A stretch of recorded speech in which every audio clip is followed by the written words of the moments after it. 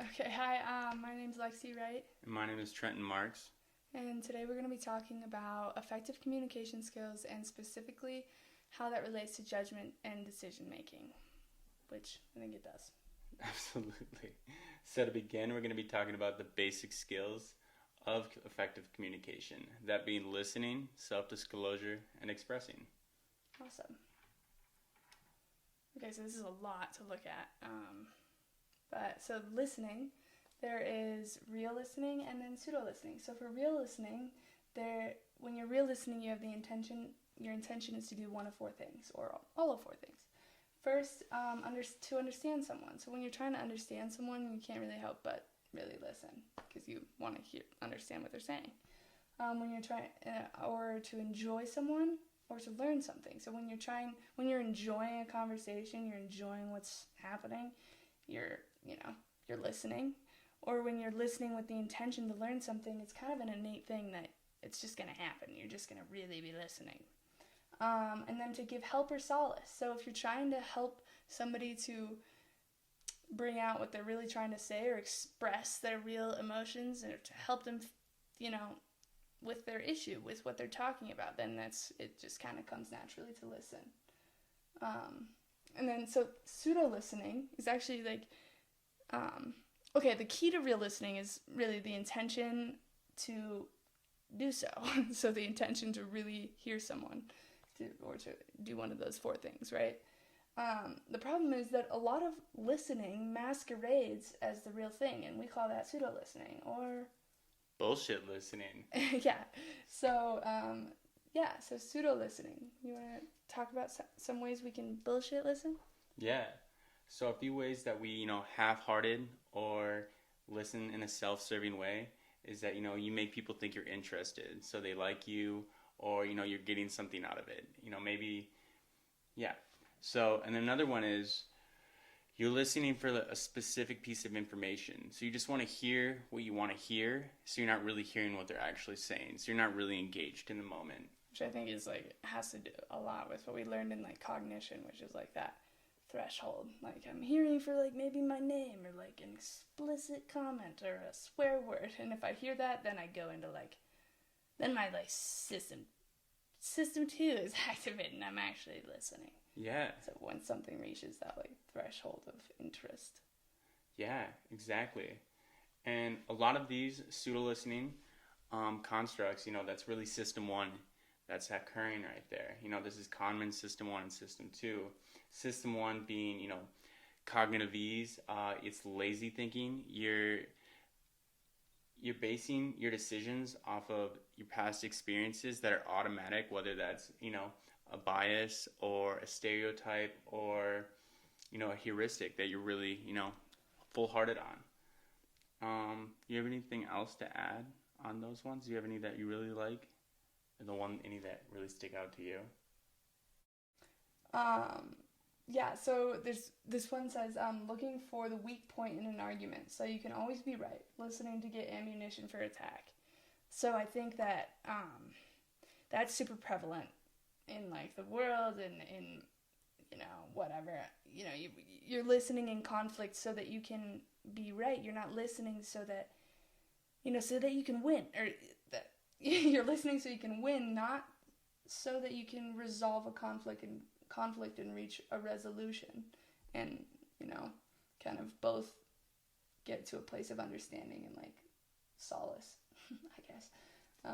So I think that's important, and I think that we could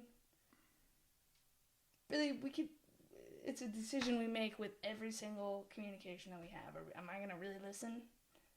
Do I, and if the answer is no, am I going to be honest and just say, you know what, I don't really have it in me right now to give you what you need right now.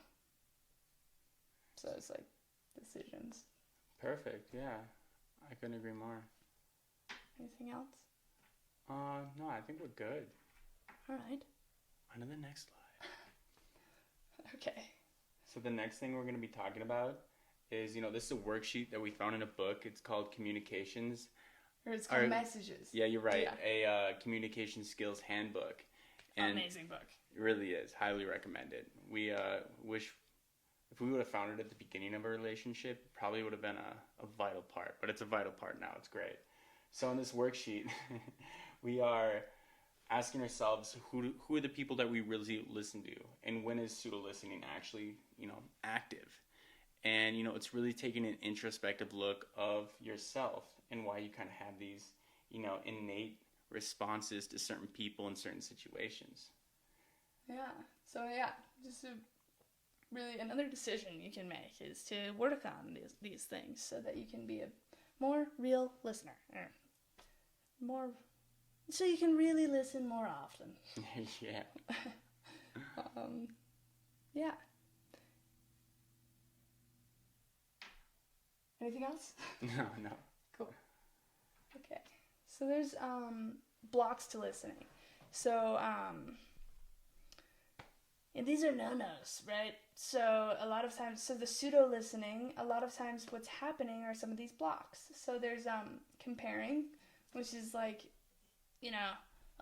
like someone's telling you about their day and like how horrible it was. I stubbed my toe and you're like, oh yeah? Well, I've fucking broke my arm today or whatever. Like my kid fell down my kid got in trouble at school and you're like, yeah? Well, my kid fucking peed on all their clothes. That's something I did as a child. Anyway, mind reading. Yeah, mind reading, really thinking you know what someone's saying, or thinking you know what someone's thinking before they actually say it, and really not hearing someone out. Or, when we're having a conversation and she's saying something to me and all of a sudden I'm drifting off in thought and I'm thinking about, last week's pizza from Sidewall. Yeah, so like in that situation, that's like the, it can be filtering or like dreaming, but like I think that really is like, okay, I'm asking you something, like maybe like a parent, when they call and they're like, hey, how you doing? And like, are you okay? And you're like, yeah, no, I'm good. And then all of a sudden they just start thinking about what they need to buy for dinner and all this stuff because the danger is gone. You're okay. And then they're just like zoned out. None of the rest of it matters because, the danger's gone. Yeah, absolutely. So these blocks are really multidimensional in that way because, yeah, they're dreaming, but they're also filtering, and that a selective attention is they heard what they want to hear, now they're good. You're kind of an advisor, and I just say this because I do all of these things a lot, but what do you think about advising? I don't throw you under the bus. I don't like to see people in pain, so I want to fix it. And sometimes, they don't want to be fixed, they just want to be heard. And that's, I think that also, you can go to derailing. All of a sudden you're like, well, and then it's, you're bringing up something positive. This is okay, bud. And really you're taking away from them, from what they're actually trying to say. You're derailing the conversation because you're uncomfortable. Yeah. Like I think it really does come from like a self-serving place of like, I'm uncomfortable right now in these emotions that are being brought up with what you're saying. And so selfishly, I'm going to move it to something else so that I can stop being uncomfortable. Yeah. Right? Yeah, no, that makes sense. Absolutely. What about placating? Oh, placating. Yeah, so that's like when my friend calls me and he's telling me about something and I just really don't think it's that interesting. At the end of it, when he's done, I'm like, oh, that's what's up. And it's really not actively engaging in the conversation. You're just saying like something that, gets by. That they really, they feel heard, but you really don't care in a way. Or you perceive that they might feel heard. And you're just kind of like, yeah, you agree with everything that they say. No matter what, just to kind of move on. Yeah. It's shitty when that happens. I do that just for sure. Absolutely. Different situations. All right, so what do we have next? Another worksheet you said? I didn't, Okay, so another worksheet that we had planned on giving out. So it's kind of the same thing as with, trying to improve your listening skills, like deciphering whether or not you're listening in a real way or like a bullshit way. And it's the same thing with these blocks. So like, this is like different people in your life. So it's like boss, coworkers, subordinates, mother, father, sibling. In what situations, which people do I do which blocks? And then maybe in like, figuring that out, you can figure out in yourself, like, why might that be with that person? And maybe kind of start to change your subconscious habits and your conscious habits. Anyway, we haven't tried it yet, but it looks great. Yeah. We're going to. That's perfect. Perfect. Let's move on to the next one. All right, so 4 steps to effectively listening or effective listening. I'll go over the first couple, then I think the other 2, like, you really put it in great words. Put it in a great way. So listening actively, paraphrasing, put in your own words. And when you're paraphrasing, you put in your own words, you're speaking back to the person so they can clarify, like, hey, that is what I heard, or I didn't hear that. So, and then once things are clarified, asking if you can give feedback or, exchanging feedback back and forth and building that conversation, which is really a beautiful thing. And the next thing, listening with empathy. And, really trying to put yourself in that person's shoes. See where they're coming from. What are they experiencing? What are their fears? What are they vulnerable to? And really, what are they trying to get out of the conversation they're having with you? Do they just need you to listen? Or, are they actually asking for feedback? So I think that is also, kind of comes back to clarifying. Yeah, and I think, like, when you were saying that, I was thinking about, like, how is that different than mind reading, And I think, so I guess, how's that different than mind reading?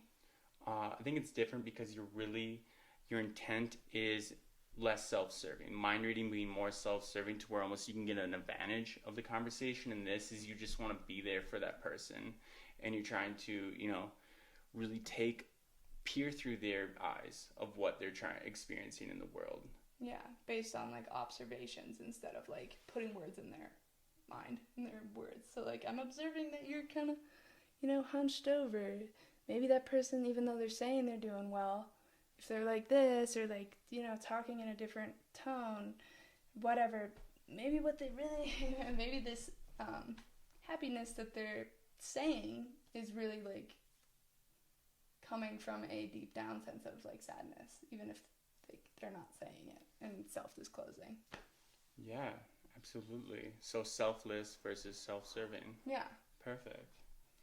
Yeah, and I think that's, again, a decision we can make any day, any conversation, even though it's tough. Okay, so, yeah, listening with openness, and I love this because this is learned. It can be, and what I really liked, what they had an example of something that you can do to learn this, and it's called reversal. And I don't know why this got me so pumped, but so with a trusted friend or person in your life, again, I think emphasis on trusted, so you can practice listening with openness. So, and I think this is really prevalent even with like politics in our society, and learning to like hear, okay, you feel that way because of this. Okay, so just picture, this is an example of reversal. Picture there's a Republican and a Democrat, and they're talking about something. I don't even want to bring it. I'm not politically inclined. But, anyway, 2 opposing things, right? And you disagree on something, and it's with a trusted person, and you're doing this reversal. So you say what you're saying, and then, plot twist, you reverse. So, you take on their argument and what they're trying to say, and you explain it and go into it fully on their side until you can understand where they're coming from.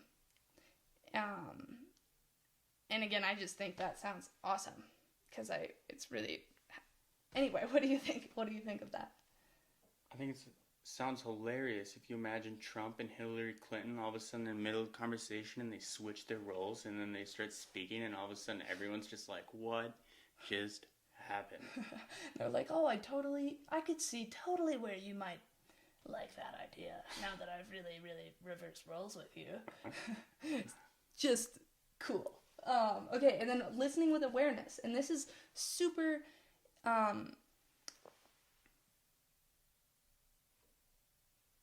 was I saying? I'm sorry. Okay, listening with awareness. I need to have more awareness. It's all about congruence. So, okay, when you're listening to somebody and they're saying, like we were talking about earlier, they're saying that they're so happy, does their body match that? Like, are they, sitting upright? Or they're, maybe their arms are like this and they're not. Anyway, you look at whether or not the words coming out of somebody's mouth are congruent with, their body or the way that they're intonating what they're saying. So, like, they're saying, like, oh, that's a nice purple dress. Or, like, that's a nice purple dress. There's no intonations there, right? There's nothing that's being emphasized. But if you say, that's a nice purple dress, right? Where the emphasis is on really changes things. So you're aware of these things in that way.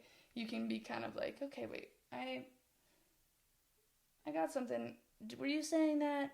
And you can really throw people off their tracks and also hear people.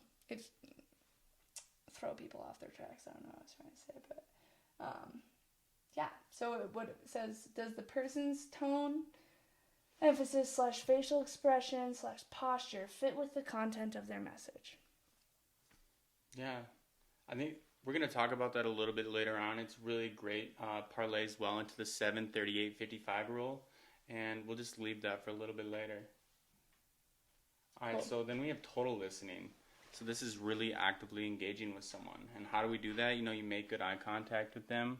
You lean forward, you nod your head, and, you ask questions, clarification questions.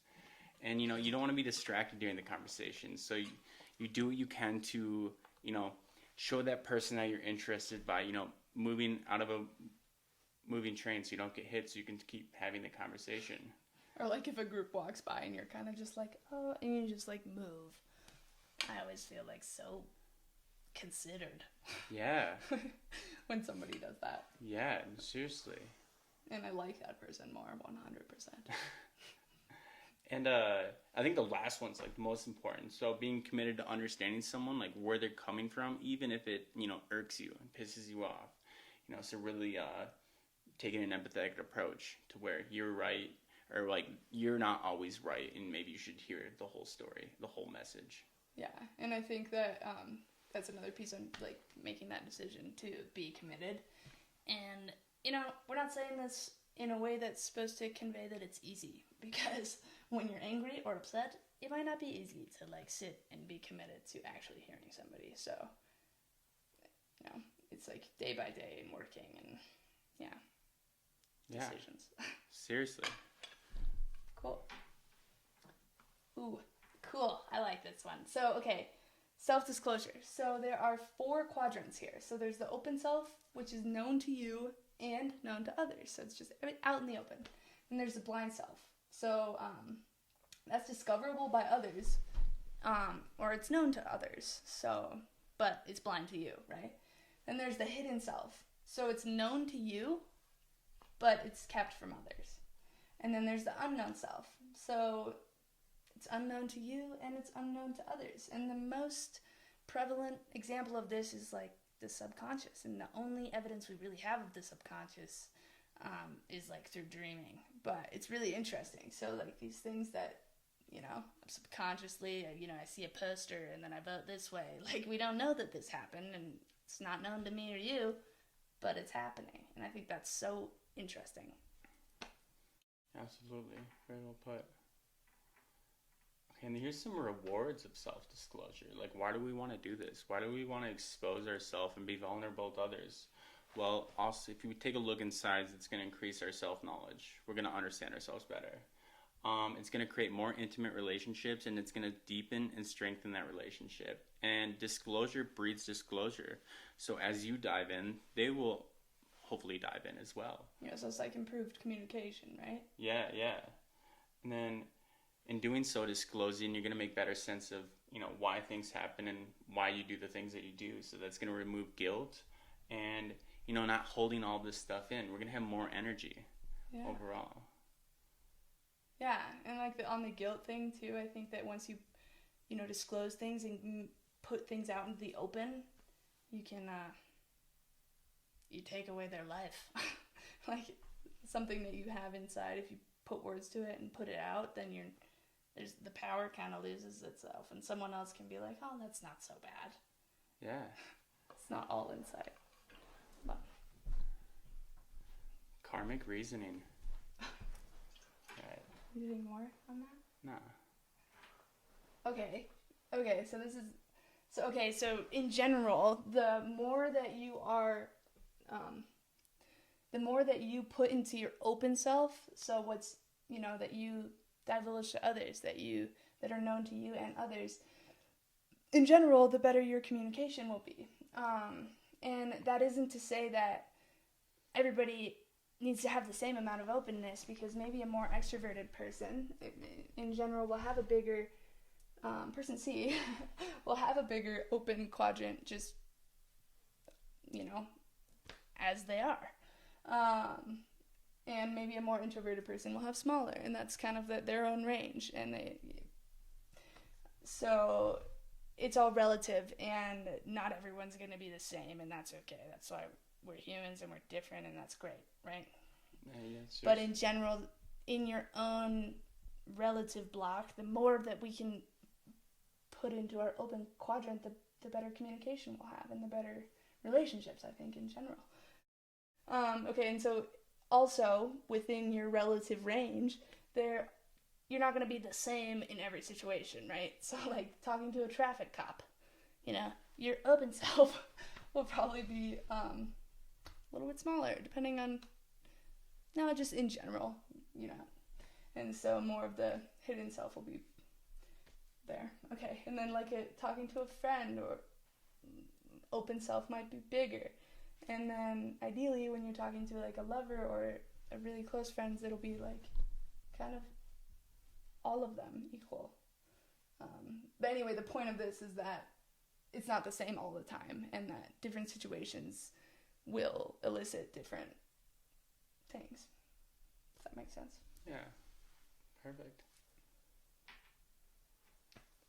Alright, so expressing.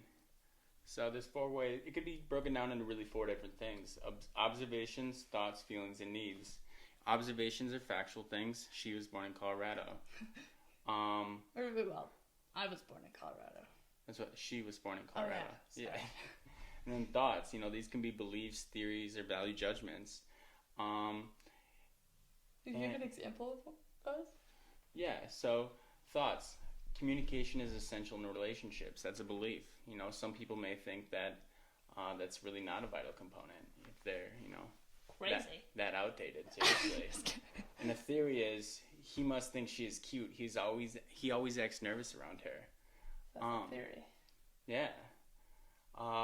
And a value judgment, Frank's hot sauce is the best, the only one worth buying. The hell with the others.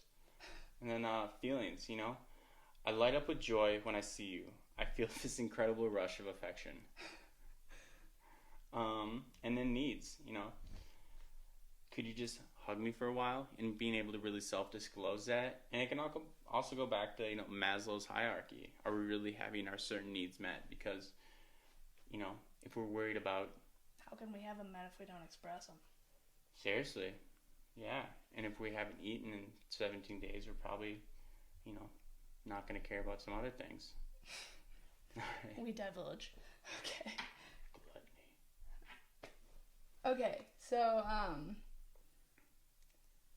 there are things called like partial messages and partial messages or half messages, and they really can cause a barrier between people. So like if you say something and you're expressing, something and you're expressing just an observation, but behind it there's a hidden, there's a tone of a need, but it's not said, right? So like you're saying something as if that's the whole message, but it's obvious to you and really to the other person, even if you believe that you're being all sneaky, they know that there's something behind that message. Like, for an example is the dress thing I was talking about earlier. So you, like, a mom says to her daughter, oh, you're wearing, that dress has a hole in it. That's an observation, right? But there's a need behind it and a want behind it, which is like, and a feeling like I'm feeling nervous to go to Grandpa's house with you in that dress with a hole in it because I don't want your grandpa to think that I don't take care of you when you wear that dress, right? So there's this need that's not being expressed, and whether or not you know it, that person can feel that. So how can we look at whether or not our messages are whole? So some questions are, look at those?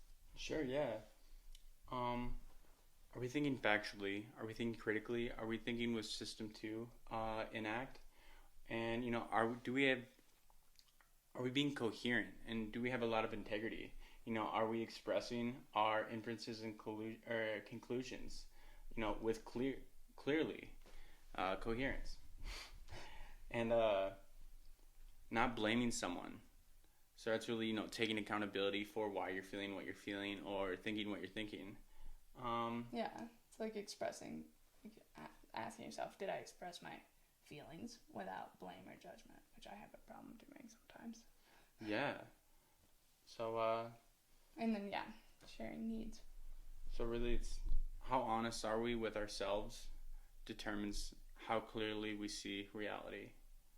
Yeah. And how clearly can we communicate with another person to where they know where we're coming from. Totally. Okay. Yeah. And that also goes into like the 4 quadrants. Like how much is myself is in the open quadrant right now. Yeah. The cop thing's inevitable. The cop thing, yeah. You were speeding, was I? Yeah, I think it's just so important, I mean, it can be so frustrating when you're talking to someone and you're like, okay, you're saying one thing, but it really feels like that's not what you're saying, Yeah. You're like glaring at me, but you're saying everything's fine. I know I can do that, We all do that. But anyway, so it's just something to think about, put words to something we all do, which I think is cool. Okay. Another worksheet. Yes. Okay, so practicing whole messages again. So, okay, here, this would be an exercise. So I see you're getting uptight again. And then in parentheses it says, this is said in an annoyed voice, covering a certain amount of anxiety and hurt. The speaker's wife has been silent for 30 minutes following his late arrival home. So you would say, you would write down, what observations are in this? What thoughts, feelings, or needs? So it's just just exercises to kind of get yourself to do these things and making it more of a habit. Yeah, perfect. Ha! So next, body language. I'm so excited about this one. So nonverbal communication. We have body movements that can be broken down into facial expressions, gestures, posture. Are we sitting? Yeah. I'm sorry. But when she's saying something to me, am I slumped over like I don't care? Or spatial relationships, that's the distance we put in between ourselves and another person we're communicating with. Which can be different from culture to culture. Yeah, seriously. And same thing with body movements, like eye contact. Super important from culture to culture. And spatial relationships, you imagine Jerry is at the bar and he sees a girl, Luann, and he wants to go hit on her. So all of a sudden he gets really up in her bubble, and all of a sudden she's like, nah. It's like, whoa. What are you doing? Yeah, so, having that respect towards another person before, entering their personal space. And then lastly, the 7-38-55 rule. 7% words, 38% vocal, and 55% nonverbal. So really not so much what we're saying, the actual words, but how we're saying it and how do we look or act when we're saying it. Does So I think that's a really, kind of important part. And nonverbal, that can really touch on the unconscious as well. Because, maybe you're not even noticing how that person is, but if they feel disclosed off, like you may act or respond in a closed off manner. Yeah. And I think like that was really well put. What I was thinking when you were speaking was that the way that we communicate in these ways is really it is communicating, and they're getting messages based on like is that what you're saying? Kind of? Yeah, I mean, I know I missed a lot, but I think that this is really important. Like, if you're too close to me, you're not communicating that you're respecting me, Yeah, it's like a hidden language almost. Yeah, totally. It's super interesting. Yeah. Okay, is that all for that one? Yeah, that's it. All right. Good. Cool. Oh, nice. Yeah. Assertiveness training. So. She's pumped. Okay. I find, well, this is actually, so assertiveness training is like, assertiveness in general, like how do we conceptualize this concept of assertiveness, right? It's, well, in a laboratory sense, it would be like, well, that'll be for the next slide. Okay, but assertiveness is like saying what you need, and there's a difference between being assertive, being aggressive, and then being passive, right? There's those three things, and I think aggressive and assertive can really they can be really confusing. So aggressive is more like, God damn it! Sorry. You made me feel angry. That's an aggressive statement. That is an accusatory statement. And so really here, what's important is to say that, I felt angry, and then say an observation. I felt angry when you said, and then something that they actually said that is like pretty apparent. Sometimes people will be like, I never said that or whatever. But so anyway, I felt angry because I thought you were saying I was a shitty person when you said that.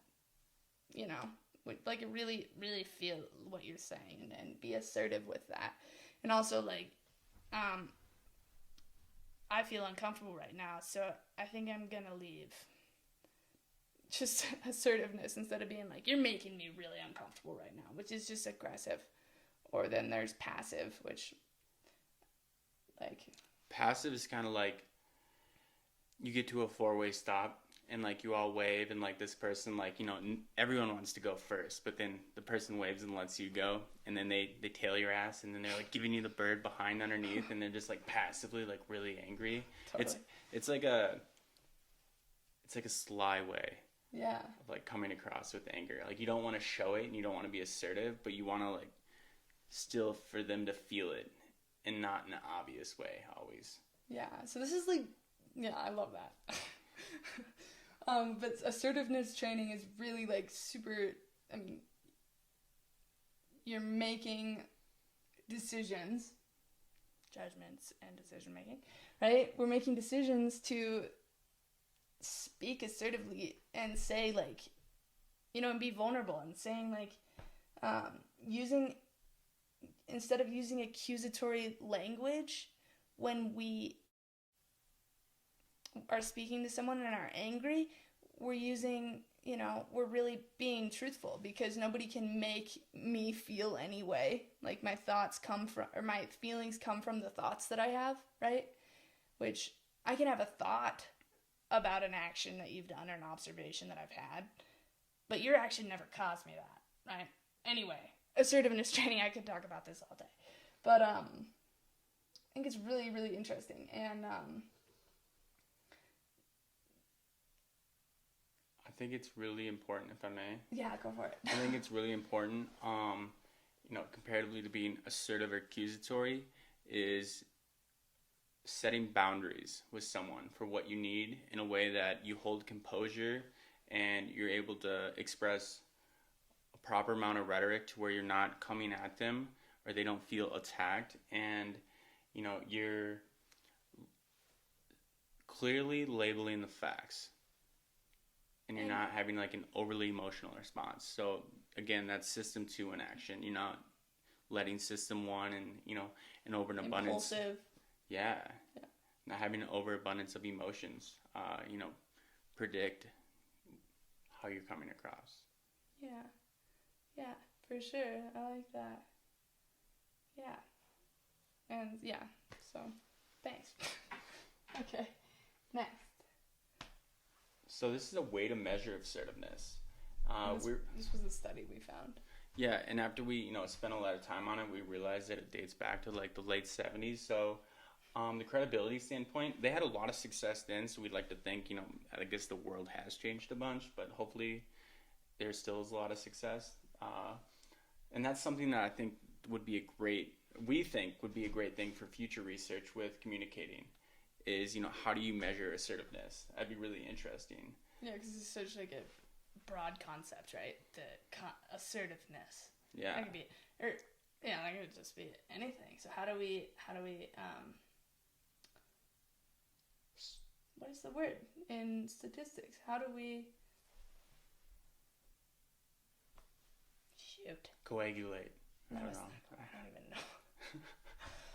Operationalize. There you go.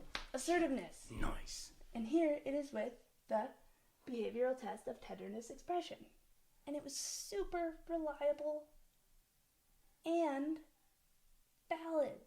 Yeah, and it worked in multiple settings. It worked with college students, it worked in relationships, and it worked in clinical settings as well.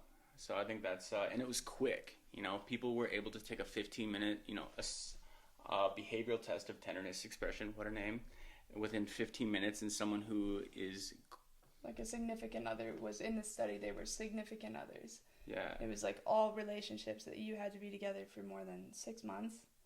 And then they would do this test and then they would do a video, and the significant other of the person that was videoed would watch it and then rate like if that's how they responded in those situations at home. And what they found, it was super valid. So yeah, like in every situation. And then they said, I'm sorry, I think I just fully talked over you. No, I liked it. It needed to happen. Okay. Cool. Anyway, makes me want to take the test, and I think we just figured we needed to like talk about like what the fuck assertiveness is and how can we measure it? Yeah, how can you really have it like an empirical look at such a broad concept, which is important when you're talking about science. We thought we'd throw that in. All right. Well, I think, yeah, here's some references. That's it. Anyway, thank you, and thank you again for being so understanding and considerate. Yeah, it's been a really tough time, and I think I've been able to be of service. So I am really grateful. Thank you. There's no doubt you've been of service. Well, thank you. Yeah, it's very clear. Awesome. Well, this is way too long, but we had fun, and we hope you will too watching this. Yeah! Adios. Bye.